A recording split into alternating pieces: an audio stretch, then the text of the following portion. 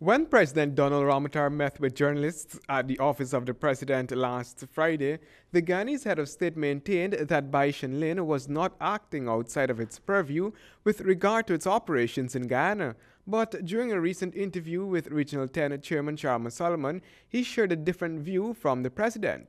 Company would have now become one of the biggest logging companies in Guyana. And most of the logging that is done by Baishanling is done within that area. They are contributing significantly towards the exploitation of resources in that area. There is no raping of our forests. In fact, the export of logs is still way below what we can export. For President Ramotar, he sees it as a constant attack on investment, particularly those coming from the Chinese.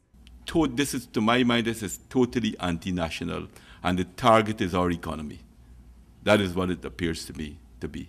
Bai Shan was reportedly found to be extracting and shipping from Ghana, an exercise for which there is no agreement with the government of Ghana in the area of logging. Several agencies came to the defense of the Chinese company, including the Ghana Forestry Commission. But according to inside information reaching Nightly News, the Chinese company has indeed been extracting and shipping millions of dollars of lumber out of Guyana. As far as the Ghana government is concerned, the Chinese are seen as essential. We need investment to develop our country. Chinese investment has played an important role, not only in Guyana, in Jamaica, in the Bahamas. The biggest investment in the Bahamas now is Chinese investment. The largest investors in Jamaica are probably Chinese investors. Africa growth at 5% per annum is principally due to Chinese investment.